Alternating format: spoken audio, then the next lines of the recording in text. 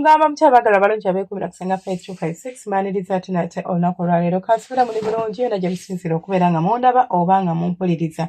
Kaakati nze mbuuza darling, wali otuddeko n'okirowoozamu ki ekisobola otuuka ku mubiri gwo singa oba weemazisa buli lunaku? Omuntu yenna ng'akola kye tuyita frequent masturbation oba ng'okola kye bayita okwemazisa naye nga toyosa buli lunaku. Oli mufumbo naye gwe buli ssaawa obeera weemazisa. Toli mufumbo naye gwe buli ssaawa obeera weemazisa. Tutunuulire ebisobola okutuuka ku mubiri gwo oba biki ebisobola okutuuka mu bulamu bwo ng'ate si birungi n'omulundi n'ogumu. Ekisookera ddala abantu abamu buli bw'amala okwemazisa alina engeri gy'afiiringamu ng'omuntu luuza. It's that feeling that comes, that guiltiness, that it just comes. Sinti gwagikola, sinti gwagicreatinga naye kijja buzi n'obeera ng'owulira mu ngeri etali nnungi about yourself, most especially oba owulira nti toli worthy, oba owulira ng'ebintu tebigatta. Then ekirala kisobola okutuukawo nti abantu abasinga buli we weemazisa otandika okuwulira nga tokyalina bwagazi bwa mukyalawo oba bwa mwami wo. So njogera ku baami oba ku bakyala. Nti buli bw'obeera nti ggwe engalo zo zikimala, bw'otuuka mu kisenge okukola ensonga z'omukwano n'omusajja wo, munnange oba tomufiiringa. Oba bw'otuuka mu kisenge okukola omukwano ne mukyalawo, ebintu by'okwepimpina oba tebikunyumira nga bwe byandibadde bikunyumira. Oba tobifiiringa, omukyala oba tomufiiringa, ate ne mukazi wo oba n'omusajja wo oba tomufiiringa, nti oba oyina sensation oba oyina stimulation eyo gy'oyagala gy'otali kufuna mu kaseera ako. So osobola okubeera nga weetetenkanya mu mbeera eyo ng'olabira nga weetetenkanya mu mbeera eyo ng'olekeraawo okubeera nga weemazisa. Kubanga buli weemazisa olina ekintu ky'ofiirwa. Omusajja bw'abanga yeemazisa nnyo, buli bwe yeegatta n'omukazi awulira nti nno bino bye yeegatta tebinyuma. Ayagala kiri eri kyakola ekiba kimukolebwako oba kyaba afuna. Ekirala ogenda kufuuka omusajja alwawo okugwa. Ng'omukira gwo tegufiiringa oba tegumala gasensinga stimulation ya mmana. Emmana ya designingibwa nga munda eri very soft era ng'esobola okubeera ng'ekuyambako okubeera ng'otuukiriza ensonga z'okwegatta oba ez'okwepimpina n'omwagalwawo. Mu bulungi nnyo nga tewaliwo kibasumbuye.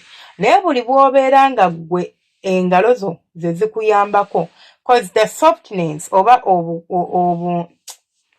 obugonvu bw'emmana tosobola bugeraageranya ku ngalo. Engalo zaffe ziri very rough. Zirina engeri gye ziyitamu ku mukira oba gye zitetenkanyaamu omukira, engeri emmana gye tasobola kubeera ng'egitetenkanyaamu, kitegeeza naawe ogenda kubeera affected mu mbeera eyo nga buli we weegatta just ebintu bibeera bubeezi bwe bityo nga tebiggwa oba nga tebitambula nga bw'obyagala olw'okuba nti oli accustomed oba wamanyiira okubeera ng'okozesa engalo zo mu nsonga z'okwegatta. Buli we weemazisa oba buli we weemanyiiza okwemazisa ennyo, ogenda kufeesinga ekizibu ky'okubeera ng'olwawo okuyima, ng'ate ne bw'oba oyimye omukira gusigala guleberalebera oba nga teguguma nga bwe gulina kuguma. Lwaki? Kubanga ekituufu kiri nti weemazisa nnyo. Waliwo ekintu ekituuka ku basajja nga gwe weemazisa nnyo, ky'ogenda ofuna kigenda kubeera nti waliwo kye tuyita refractory period. Refractory period ke kadde omusajja kaatwala okudda engulu ng'amaze okupimpina omukazi. Nti wenzina n'engwa kintwalira bbanga ky'okubeera nga nzina engulu. Twakasomako dda ku live, osobola okunoonyako ku musomo ogwo okutegeera ebisingako ku ebyo oba okutegeera kiki era biki by'osobola okukola okushoteninga oba okukendeeza ku period eyo oba ku bbanga eryo eribeera eppanvu. So mbadde nkugamba nti buli bw'obeera ng'oli mu kwepimpina n'omukyala, buli bw'obeera nga weemazisa nnyo, ogenda kwesanga nti gwe embeerayo munnange efuuka ekizibu etya. Nti buli bw'obeera nga ogenda okuyima, akasolo bwe kayima tekamalaayo. Bwe kaba kakuyambye obutamalaayo ntegeeza kaba kalebera. Bwe kaba kakuyambye ne kabeera nga kamazeeyo bw'ogwa toddamu. Bwe kaba kakuyambye ne kamalayo, bwe kabeera nga kamazeeyo kagondere kagwa mangu. It's so hard for you okuyima. Kitwala ebbanga okubeera ng'osobola okutetenkanya omuyima ogwo okubeerawo. Lwaki? Kubanga omubiri gwo guli accustomed oba omubiri gwo olina kye wagumanyiiza ekyamangu mangu nti ne bw'oba toyimye weeweeta buweeweesi ekintu ne kyekola. Ate ekitasoboka mu mmana y'omukyala nti togenda guyingiza nga teguyimye, gulina sooka kuyima ne gulyoka guyingira munda. Okwemazisa ennyo buli kaseera kigenda kuleetera okubeera ng'oggwamu amaanyi buli ssaawa, obeera munafu, owulira ng'okooye, naye ng'ebintu bino bituukawo because weemazisa nnyo. Kyova olaba ofuna feeling eyo ey'obukoowu, kyova olaba ofuna feeling ey'okubeera ng'owulira nga tekiggwa. Lwaki? weemazisa nnyo. So okwemazisa nnyo kugenda kuteeka ku risk oba kugenda kuleetera okubeera nga omubiri gwo gunafuwa mu mbeera efaananako bw'etyo. Oba osobola okwewala mukwano. I think it's the saawa to give up ku kwemazisa okwo. Waliwo abasajja abatera okumbuuza nti senga lwaki we mba nzinemma nasigwa oba ndwawo okumala. Ebiseera ebisinga ku ansa zembawo kuliko ansa egamba nti osobola okuba nga waluzinga sensitivity yo. Sensitivity kwe kubeera nga tokyalina nnyonyoogeze ku mukira. Naye ekimu ku bintu ebitwala ennyonyoogeze ezo oba ekikendeeza ennyonyoogeze ku mukira gw'omusajja kwe kubeera nga oweekamula oba ng'ogutulugunya mu mbeera y'okubeera nga weemazisa. Okwemazisa si kubi, if I may say.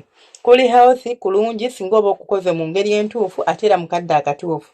Naye w'omanyira nti okwemazisa kubi kwe kubeera nti gwe buli ssaawa obeera weekamula oba gwe tosobola kuyisa lunaku nga teweekamudde, nti kikwaffectinga ne ku mulimu tosobola concentratinga, olina kusooka genda mu kiyigo okwemazisa olyoke odde ku mulimu okole oba oconcentratingeko bye byolina okukwasaganya nga ggwe omuntu. So kigenda kukaluubirizaamuko okubeera ng'omalako ensonga za bulijjo like to run your daily routine oba okukwasaganya emirimu gyo gy'oba olina okukwasaganya egya bulijjo. Awo nkugambira nti okwemazisa kugenda kuteeka mu mbeera ey'okubeera ng'oluzinga sensitivity nti omukira gwo under normal circumstances bw'ogukwatako obukwasi oba bw'oguweeweeta mpola mpola osobola okumala. N'olugoye lwennyini woba oluyisizzaako buyisa omukira gusobola okuyimuka era n'osammula. Naye gw'ogenda tuuka ng'ebyo tebisobola kubaako kye bikkolera nga gw'oyagala emma n'ekukwata ekumiime olyoke ekupimpine oba olyoke ogipimpine nga yonna ekumiimye awo olyoke owulire nti nno kati mpulira bulungi oba olyoke owulire nti kati nsobola okusammula oba olyoke okkakkane. Ng'ewatali ekyo osobola okuzina emmana nga togwa okumala ebbanga eriwerako.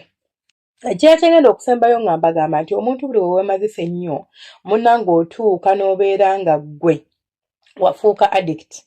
Okwemazisa kulinga njaga kukuba, kulinga ddagala kukuba. Otuuka n'obeera nga ggwe tokyasobola kubeera nga osobola okunyumirwa ensonga z'okwegatta oba otuuka n'obeera nga ggwe nga tosobola kuyisaawo olunaku nga teweemazisizza kubanga oli obsessed, kubanga oli addict ku nsonga eyo. Ate kigenda ku affectinga emirimu gyo gy'okwasaganya nga ggwe omuntu kubanga tosobola focusinga ku mulimu nga teweemazisizza, oyagala genda mu kayigo kwesammula, muyina ka meeting, you cannot concentrate, tosobola. Ebintu bya concentration tebisoboka. Owulira nga tekiggwa, owulira ng'olina okubeera ng'olinawo ky'okola, okubeera ng'osobola okutetenkanya embeera eno, okubeera ng'osobola okubeera ng'osigala ng'oyima oba ng'osigala nga weekuumira ku nsonga y'omukwano bw'otyo. So kyengenda okugamba kyekiriwa nti weewala okubeera nga weemazisa buli lunaku oba oli muntu akikozesa oba oli muntu akikola. Fuba nnyo okulaba nti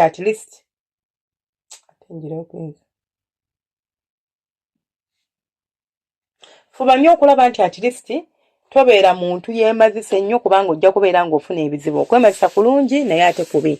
Ekizibu ekikusinga n'okubeeramu nti bw'okutandika si kyekintu ekyangu ky'ogenda okuvaako oba okumala gamala bw'otyo.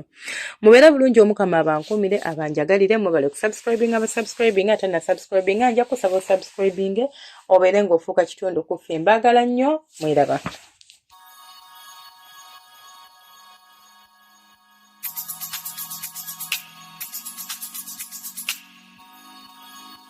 Yeah.